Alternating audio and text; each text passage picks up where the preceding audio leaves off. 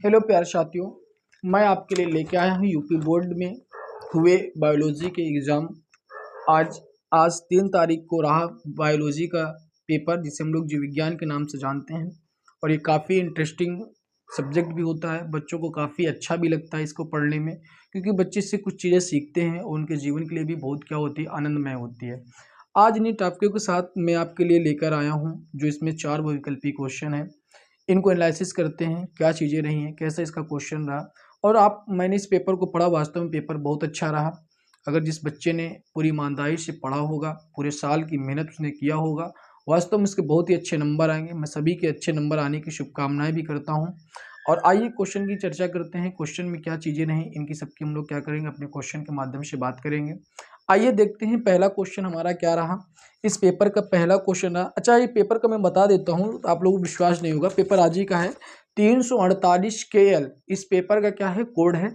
और 2025 जीव विज्ञान का पेपर है। आप लोग देख सकते हैं, मेरे पास ये पेपर मिला है और इस पेपर को मैं अभी सॉल्व करवा रहा हूँ अब तक। आइए देखते हैं पेपर में क्या चीज़ें पहला पेश किया था। पहला है पुनरुद्ध भवन की क्षमता पाई जाती है। ये पुनरुद्ध भवन शब्द होता क्या है, आप समझ लीजिएगा। मैं पुनरुद्ध भवन को समझाना चाहता हूँ। अगर आप इसको समझ गए तो आप पे समझ लीजिए सारे क्वेश्चन समझ लिए भाई। अगर आप इसको, इस शब्द को समझ लिए, तो आप तो आंसर ऐसे ही कर देंगे, चुटकियों में कर देंगे। अब मैं पुनरुद्ध भवन को समझाना चाहता हूँ। पुनरुद्ध भवन होता क्या है बेटा, आपने देखा होगा भाई। इसी भवन को पकड़िए। भवन मतलब क्या होता है, मकान। भाई भवन मतलब मकान होता है। और देखिए मकान क्या होता है, मकान टूटता भी है और फिर पुनः क्या होता है, बनता है।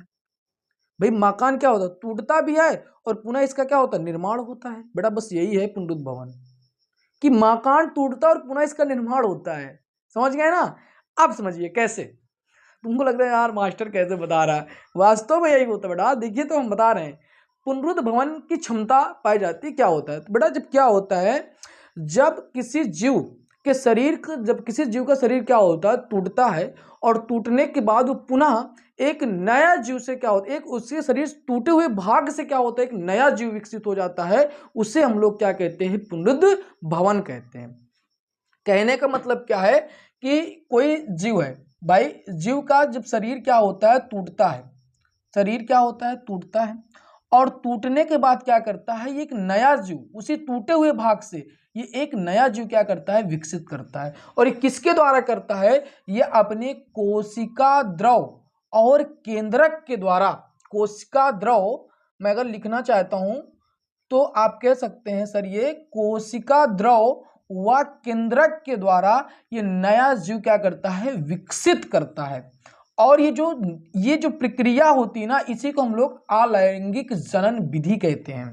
इसी पूरी प्रक्रिया को हम लोग अलैंगिक जनन विधि करते हैं, इसी को विधि कहते हैं। इसी को क्या होता है, इसी को हम लोग क्या कहते हैं, पुनरुद्ध भवन कहते हैं। ये कंडीशन किसमें होती है, तो आप मैं बता सकता हूं, इसमें प्लेनेरिया कह सकते हैं, इसी में तारा मछली होती है, और इसी में हाइड्रा। हाइड्रा तो ये हाइड्रा है, प्लेनेरिया है, तारा मछली है। इन सब में क्या होती है, ये घटनाएं होती हैं कि ये क्या होते हैं, इनका एक भाग क्या होता है, टूटता है। और टूटने के बाद क्या होता है, इन्हीं से एक फिर वो जीव क्या हो जाता है, उत्पन्न हो जाता है। इसी को क्या कहते हैं, पुनरुद्ध भवन की क्षमता कहते हैं। तो बेटा यहाँ पे देखिए अमीबा ऑप्शन है, तो अमीबा हो नहीं सकता। मैंने बताया प्लेनेरिया, तारा मछली, हाइड्रा जैसे ऑप्शन होने चाहिए। पैरामीशिया ये भी नहीं होगा। तो आपके पास ऑप्शन क्या था, हाइड्रा में। तो जिसने हाइड्रा में लगाया उसका आंसर सही था। मैंने आपको पुनरुद्ध भवन भी समझा दिया क्या होता है। आइए हम लोग नेक्स्ट क्वेश्चन की बात करते हैं। इसका जो दूसरा क्वेश्चन था, टर्नर सिंड्रोम का कारण होता है। ये टर्नर सिंड्रोम होता क्या है, इसका क्या कारण होता है। तो बेटा आपको पता है कि जो समानता पुरुष होते हैं, जो समानता मानव में जो गुणसूत्रों की संख्या होती है वो कितनी होती है, 46 होती है। मतलब अगर आप बात करें तो 23 जोड़ी क्या होते हैं, गुणसूत्र होते हैं।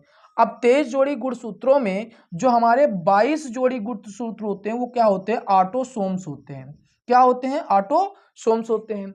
इसमें से जो 23वीं जोड़ी गुणसूत्र होता है वो क्या होता है, सेक्सोम्स होते हैं। अब बेटा ये जो सेक्सोम होते हैं ना, इसी में क्या होते हैं, पुरुष और महिलाओं में क्या होते हैं, ये अंतर होते हैं। भाई ये 22 जोड़ी तो सेम्स होते हैं, इसमें क्या होता है, 23 जोड़ी में क्या होता है, 23वीं जो गुणसूत्र होते हैं इसमें क्या होते हैं, अंतर होते हैं। अगर मैं बात करूं मेल के लिए, अगर मैं मेल और फीमेल के लिए बात करूं, तो मेल मतलब भाई पुरुष, और फीमेल मतलब क्या होता है, स्त्री होता है। अगर मैं बात करूं कि जो पुरुष होते हैं इनमें क्या होते हैं भाई, इसमें एक्स व वाई गुणसूत्र होते हैं, और मेल में क्या होते हैं, फीमेल में क्या होते हैं, एक्स एक्स होते हैं। अब ये चीजें क्या होती है इसे थोड़ा समझ लीजिएगा कि अब जैसे अगर बात कभी कभी होती है ना, कौन डिपेंड करता है कि लड़की होगा कि लड़का होगा, तो अगर यहाँ पे एक्स और वाई ये किसके, ये डिपेंड करता है, ये पुरुष वाले जो गुणसूत्र होते हैं, सेक्स गुणसूत्र होते हैं, ये डिपेंड करता है कि इस महिला की क्या होगा, लड़की होगा कि लड़की होगा। लेकिन टर्नर सिंड्रोम में क्या होते हैं, इस एक्स वाली महिला के गुणसूत्र क्या हो जाते हैं, आंशिक रूप से पूरी तरह से क्या हो जाते हैं, गायब हो जाते हैं। ये दो गुणसूत्रों में जो दो एक्स गुणसूत्र हैं, इस महिला वाले में से एक गुणसूत्र जो एक्स का एक क्रोमोसोम होता है, ये एक्स का एक क्रोमोसोम क्या हो जाता है, पूरी तरह से आंशिक रूप से क्या हो जाता है, गायब हो जाता है। और इसके आंशिक रूप से गायब होने के बाद इस महिला पे XO क्या आ जाते हैं, आपके पास सिंड्रोम आ जाते हैं, XO आपके पास क्या आ जाते हैं, गुणसूत्र आ जाते हैं। अब ये XO गुणसूत्र वाली जो लड़की होती है, पर्सनली जो क्या होती है, लड़की होती है, उस लड़की का जो कद होता है ना, इस लड़की का कद क्या होता है, बहुत ही छोटा होता है। अब ये लड़की क्या होती है, बांझपन होती है, कभी भी जल्दी से मां नहीं, इसके पास जो जिसे हम लोग क्या कहते हैं, जो महीनवारी होती है ना, जिसे हम लोग मासिक चक्र कहते हैं, वो जो मासिक चक्र जो महिलाओं में होता है, पूरी तरह से इसमें क्या होता है, बन नहीं पाती है। और ये सबसे पहली बात है छोटे कद की होती है, मैंने पहले बता दिया, बांझपन होती है। इसके जो पीछे गर्दन होती है ना, ये इसमें गर्दन की जो खाल होती है, त्वचा होती है, क्या होती है, हल्की ढीलापन होती है।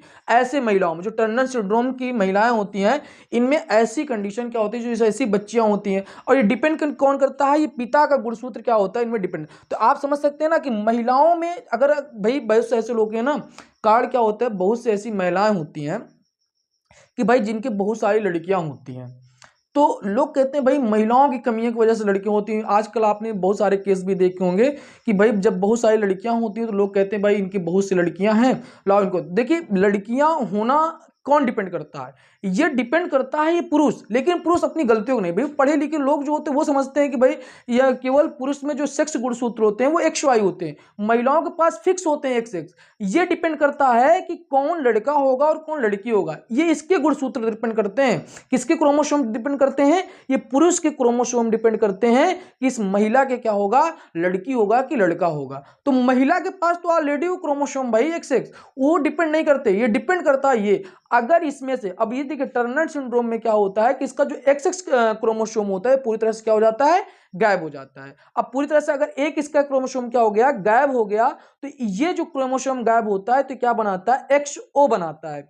और ये XO जो बनाता है इसका कार्ड क्या होता है कि इस कद की जो लड़की होती है, वास्तव में इस कद की लड़की जो होती है वो क्या होती है, काफी उसका छोटा कद होता है, वो बांझपन होती है, उसके सोचने की शक्ति क्या होती है, कम होती है, वो उसका यौन अवस्था क्या होता है, समान होता है, मतलब वो चीज़ों को ज़्यादा समझ नहीं पाती है। इसके साथ साथ कहते हैं तो वो मन बुद्धि की पैदा हो सकती है। और ये भी कह सकते हैं कि ज़्यादा मतलब बाल नहीं सकती है, उसके शरीर में उसके कभी कान वान में भी प्रॉब्लम, मतलब कान के जो एक पट्टा होता है वो काफ़ी लंबे होते हैं। तो इस प्रकार की लड़कियों की क्या होते हैं, ये एक्सो क्रोमोसोम वाली लड़कियों के क्या होते हैं, जो टर्नर सिंड्रोम के होते हैं, इनकी चीज़ों का क्या होता है, चीज़ों का पता लगाया जाता है। तो ऐसे हम लोग टर्नर सिंड्रोम को जान सकते हैं। तो टर्नर सिंड्रोम में जो आपके पास इसका क्या कारण होता है, एक्सो होता है, क्योंकि इसका एक्स को क्या होता है कि इसका एक एक्स क्या हो जाता है, पूरी तरह से क्या हो जाता है, आंशिक रूप से क्या हो जाता है, गायब हो जाता है। ठीक है, आइए हम लोग नेक्स्ट क्वेश्चन की बात करते हैं। आइए हम लोग बात करते हैं क्वेश्चन गा, उसी का गा है, पहले का गा। क्या क्वेश्चन है, कह रहा है कौन सा एंजाइम डीएनए खंडों को जोड़ता है, इसमें से कौन सा एंजाइम होता है जो डीएनए खंडों को जोड़ता है। पहला ऑप्शन दिया है पॉलीमरेज, दूसरा ऑप्शन दिया है लाइगेस, तीसरा ऑप्शन दिया है एक्सोक्लिएज, और चौथा दिया है यहाँ पे एंडोन्यूक्लियस दिया है। अगर हम बात करें पॉलीमरेज क्या होता है, इसमें ये जो आपके पास डीएनए और आरएनए होता है, इसके पॉलीमर को क्या करता है, योगदान देता है।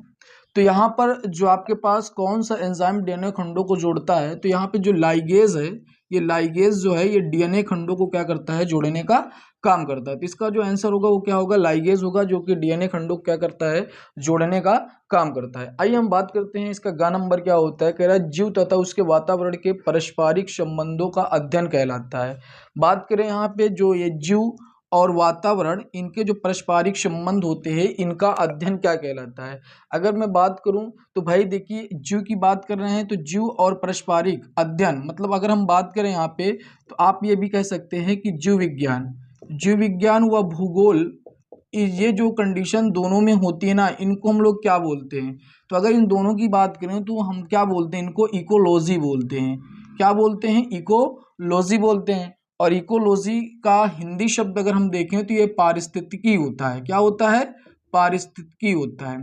तो इकोलॉजी का हिंदी शब्द क्या होता है? पारिस्थितिकी होता है। जीव विज्ञान और भूगोल के विज्ञान की क्या होती है? एक शाखा होती है जिसे हम लोग क्या कहते हैं? इकोलॉजी कहते हैं। तो जीव तथा उसके वातावरण के पारस्परिक संबंधों का जो अध्ययन कहलाता है वो क्या कहलाता है? पारिस्थितिकी कहलाता है।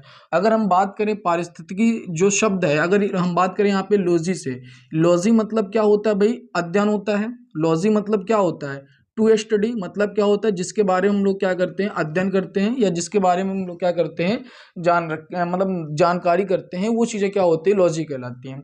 इको, आपने समझा, इकोनॉमी जैसे शब्द सुना होगा, तो इको का मतलब क्या होता है? कि आपके जैसे घर जैसे संबंधों से क्या होता है? जुड़ा होता है। तो हम कह सकते हैं ना कि जो घर के बारे में, मतलब अपने घर के बारे में जो अध्ययन किए जाते हैं, उसे हम लोग क्या कहते हैं? इकोलॉजी कहते हैं। तो पारिस्थितिकी का मतलब क्या होता है? जीव तथा उसके वातावरण के पारस्परिक संबंध में अध्ययन कहलाता है, उसी को हम लोग क्या कहते हैं? पारिस्थितिकी कहलाते हैं। और पारिस्थितिकी का मतलब क्या होता है? आप इकोलॉजी समझ सकते हैं। तो यहाँ पर जो ऑप्शन होगा हमारा, वो ऑप्शन क्या होगा? थर्ड होगा, जिसे हम लोग क्या कहते हैं? पारिस्थितिकी कहते हैं। आइए अगले क्वेश्चन की बात करते हैं। आइए हम लोग क्वेश्चन दूसरे की बात करते हैं। क्वेश्चन दूसरा क्या दिया है? अति लघु उत्तरीय प्रश्न का दूसरा प्रश्न क्या दिया हुआ है? प्रश्न है, रिलैक्सिन नामक हार्मोन किसके द्वारा स्रावित होता है? तो ये रिलैक्सिन नामक हार्मोन किसके द्वारा स्रावित होता है? तो जो महिलाओं में अंडाशय होता है, महिलाओं के अंडाशय के जो कार्पस ल्यूटियम होता है, उसके द्वारा क्या होता है? स्रावित होता है। तो मैं अगर अब बात करूं कि जो अंडाशय के कार्पस ल्यूटियम द्वारा क्या होता है? ये स्रावित होता है। स्रावित मतलब निकलता है। तो अंडाशय के कार्पस ल्यूटियम द्वारा क्या होता है? स्रावित होता है। और ये गर्भ अवस्था के दौरान जो प्लेसेंटा होते हैं, गर्भ अवस्था के दौरान क्या होते हैं? जो प्लेसेंटा होते हैं और डेसिडुआ भी रिलैक्सिन क्या करते हैं? जो ये रिलैक्सिन हार्मोन होता है, इसका क्या करते हैं? वो स्त्राव करते हैं। और ये पुरुषों में भी, पुरुषों में जो प्रोस्टेट ग्रंथि के द्वारा क्या होता है? ये आता है। और जो कि क्या होता है? पुरुषों के वीर्य में क्या होता है? ये पाया जाता है। अगर मैं इसको लिखना चाहूँ तो मैं ये कह सकता हूँ कि गर्भ अवस्था के दौरान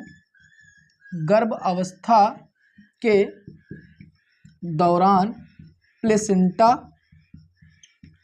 व डेसिडुआ में रिलैक्सिन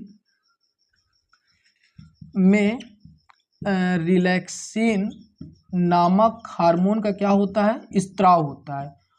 और ये जो होता है पुरुषों में रिलैक्सिन नामक जो हार्मोन होता है, पुरुषों में रिलैक्सिन नामक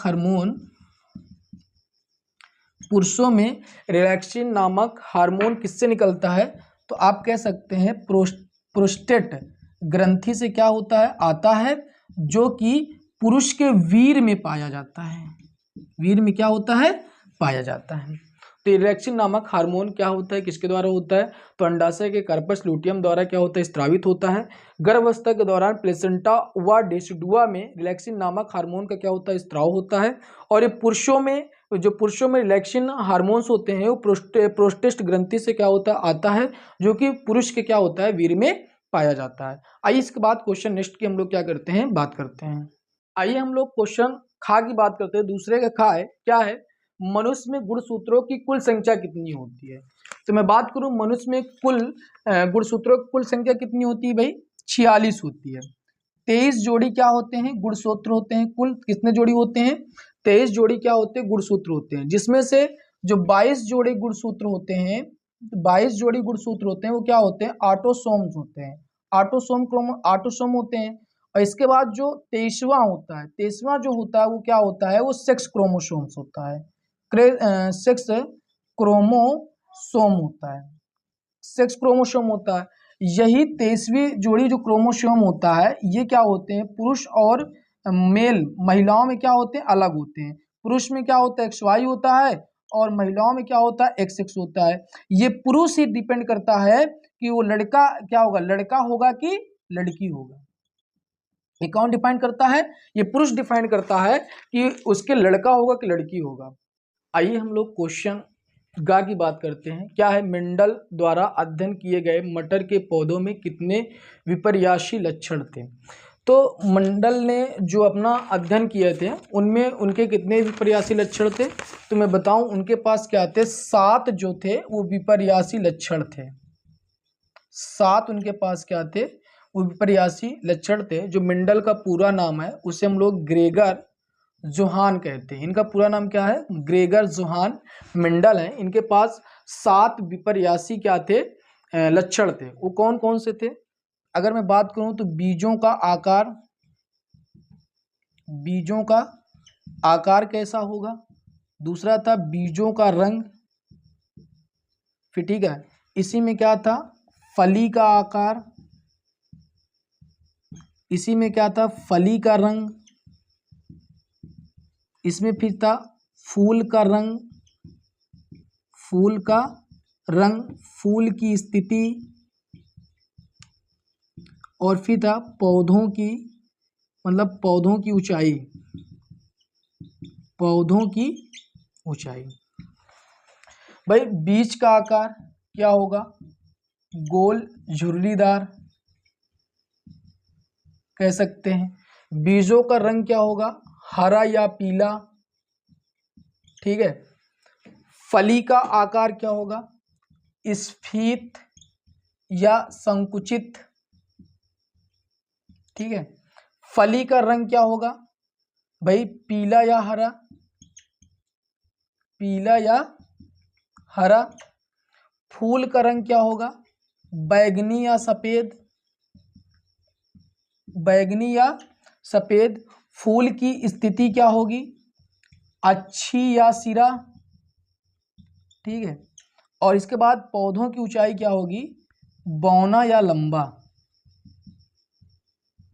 ये ग्रेगर जोन के जो ग्रेगर जोन थे मेंडल भाई साहब, उनके ये 7 विपर्शी थे। कौन कौन से थे, इनके 7 विपर्शी थे। बीजों का आकार कैसा होगा, गोल या झुर्रीदार होगा। बीजों का रंग क्या होगा, हरा या पीला होगा। फली का आकार क्या होगा, स्फीत या संकुचित होगा। इसी प्रकार से फली का रंग क्या होगा, पीला या हरा होगा। फूल का रंग कैसा होगा, बैगनी या सफेद। और इसके बाद फूल की स्थिति क्या होगी, अच्छी या सिरा। इसके बाद पौधों की ऊंचाई क्या होगी, बौना या लंबा। तो मेंडल भाई साहब के क्या थे, 7 विपर्शी थे। तो इसने क्वेश्चन था मेंडल द्वारा अध्ययन किए गए मटर के पौधों में कितने विपर्शी लक्षण थे, तो आप बताएंगे मेंडल द्वारा जो अध्ययन किए गए थे मटर के पौधों में कितने थे, 7 विपर्शी लक्षण थे। और विपर्शी लक्षण मैंने बता दिया कि बीजों का आकार क्या होगा, बीजों का रंग क्या होगा, फली का आकार क्या होगा, फली का रंग क्या होगा, फूल का रंग क्या होगा, फूल की स्थिति क्या होगी, पौधों की ऊंचाई क्या होगी। ये उसके 7 क्या थे, विपर्शी लक्षण थे। आइए प्यारे साथियों हम लोग बात करते हैं दूसरे का अंगा नंबर। दूसरे का हम लोग अंगा नंबर बात करते हैं। और क्या था क्वेश्चन, कह रहा है किसी भी समष्टि के 2 विशिष्ट गुण बताइए। कह रहा है किसी भी समष्टि के 2 विशिष्ट गुण बताइए। सबसे पहले हम यहाँ पे समष्टि का मतलब समझ लें। भाई समष्टि का मतलब समझ लेंगे तो हम सारी चीज़ों का मतलब क्या कर लेंगे, समझ लेंगे। यहाँ पे समष्टि का मतलब क्या होता है तो मैं बताऊँ, यहाँ पे जो समष्टि होती है ना, इसको हम लोग जनसंख्या कहते हैं। क्या कहते हैं, जनसंख्या कहते हैं। समष्टि का मतलब क्या होता है भाई, जनसंख्या होती है। अब आपको पता चल गया ना, समष्टि के 2 विशिष्ट गुण बताना है। वैसे तो अगर मैं बात करूं कि समष्टि के 3 गुण के बारे में आप जान लीजिएगा। भाई 2 विशिष्ट तो इसमें लिखा है, 3 जान लीजिएगा। पहला होता है जन्म दर, और दूसरा होता है मृत्यु दर, और तीसरा होता है लिंगा अनुपात।